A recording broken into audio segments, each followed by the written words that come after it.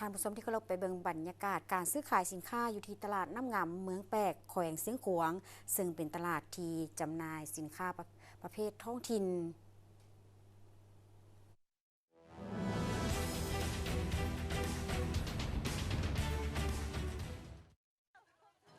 สวัสดีท่านผู้ชมที่เคารพมื้อนี้ทีมข่าวโทรภาพแห่งชาติลาวมีโอกาสได้มาที่แขวงเสียงขวางและด้านหลังของข้าพเจ้าแม่นบรรยากาศการซื้อขายของพ่อแม่ประชาชนในตลาดแม่นขายประเภทสินค้าที่เป็นท้องถิ่นเช่นแจ่วบองนกแอ่นตุ้ง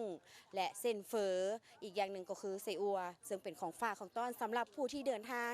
ไปมาหรือว่ามาเยี่ยมยามแขวงเสียงขวางก็สามารถเข้ามาซื้ออยู่ที่ตลาดน้ำงามได้ตลาดน้ำงำเป็นหนึ่งในตลาดที่มีชื่อเสียงโด่งดังเป็นที่นิยมของชาวเมืองแปกแขวงเสียงขวางก็คือนักท่องเที่ยวที่มาเยี่ยมยามและมีบรรยากาศการซื้อขายในตอนเช้าที่คึกคืนภายในตลาดเต็มไปด้วยสินค้าที่หลากหลายบ่ว่าจะเป็นอาหารการกินพื้นบ้านเช่นข้าวปุ้นข้าวปาดแจวบองแจวมักมาไส้อั่วนกแอ่นตุ้งเส้นเฝอที่เป็นเอกลักษณ์ก็คือเป็นอาหารประจำท้องถิ่นของแขวงหลากหลายผลิตภัณฑ์ที่ลูกค้าสามารถเลือกซื้อนอกนี้ยังมีบรรดาพืชพักตามฤดูกาลที่ประชาชนปลูกเองนำมาขายเองโดยระยะนี้แม่ฤดูกาลของมักมันซึ่งมีผลผลิตระหว่างเดือนพฤษภาหาท้ายเดือนมิถุนาประชาชนจะเก็บผลปลูกของตนมาวางขายมีอันซีรสชาติเลยมีอันนี้ละอัวหวานอันนี้อัวเครื่องธรรมดาอัวส้มหนังแล้วก็อัวเพี้ยแต่ละอย่างนี่มีรสชาติจังได๋แน่อันนี้ละอกส้มนิดนึงแล้วมีหนังใส่หมักเผ็ดเนาะอันนี้เราเป็นอัวเครื่องใส่หอมธรรมดาตัวนี้ละหวานเด็กน้อยมักกินนะตัวใดที่ได้ขายของหมูได้ขายทุกแนวเลยเพราะว่าเด็กน้อยแล้วมักกินตัวนี้เนาะอันนี้ผู้ใหญ่ละกันผู้ใดมักส้มละจัดละเผ็ดนะตัวนี้อันนี้ละอัวเพี้ยเป็นสิ้นงัวนี่แหละราคาเริ่มต้นของเขาเป็นเท่าไหร่ราคาโล150,000 กีบค่าสมุดเอาหลายเองเอาหลายอันราคาส่งกระ140,000ตัวนี้เขาเฮ็ดส่งไปเวียงจันทน์บ่หรือว่าส่งไม่เลยส่งเวียงจันทน์นี่เขาสามารถสั่งซื้อได้ที่ไหนสั่งอันนำเฟซบุ๊กหรือว่าโทรหาพวกเราเลยก็ได้เขาแพ็คส่งแนวไหนจ๊ะแพ็คห่อแบบนี้หรือว่าแพ็คสูตรอากาศก็มีได้ขายเส้นเผือกของเขามาแต่บ้านใดบ้านนานูราคาเขาเดี๋ยวนี้ราคาโลนึงเท่าไหร่โลนึง25,000 กีบหน้าฝนนี่มันเฮ็ดยากเลยเนาะหน้าฝนเฮ็ดยากแม่นเขาเฮ็ดจังได๋ทันว่าหน้าฝนว่านั่นตากบ่ได้เอาได้ใช้ถ่านได้ซอยเตาอบไม่ใช่เตาอบปกติราคา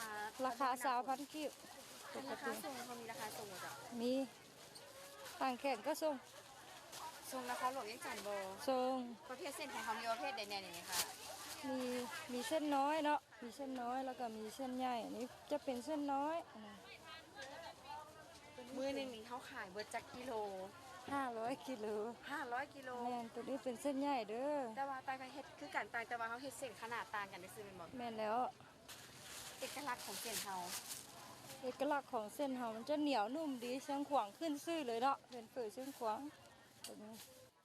นอกจากพืชพักและอาหารที่เป็นเอกลักษณ์ของท้องถิ่นแล้วยังมีบรรดาห้านขายเครื่องอุปโภคบริโภค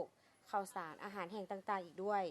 ตลาดน้ำงำเปิดให้บริการแต่เช้าฮอดค่อยค่ำแต่จะคึกคืนเป็นพิเศษแม้ในตอนเช้าของทุกๆมื้อเจ้าของตลาดน้ำงำได้มีนโยบายพิเศษต่อแม่ค้าสาวขายเซ็นสำหรับผู้เฒ่าอายุแต่60 ปีขึ้นไปแม้นให้ขายสินค้าโดยบ่เสียค่า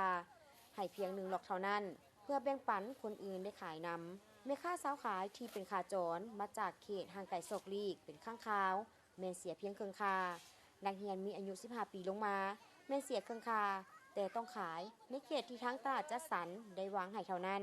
นี่ถือว่าเป็นสิ่งที่ดีๆที่ทางตลาดได้ประกอบส่วนให้แก่พ่อแม่ประชาชนชาวเมืองก็คือชาวแขวงเสียงขวางได้เห็นถึงความมีน้ำใจของเจ้าของสถานที่ที่มีต่อชาวค้าขายอีกด้วย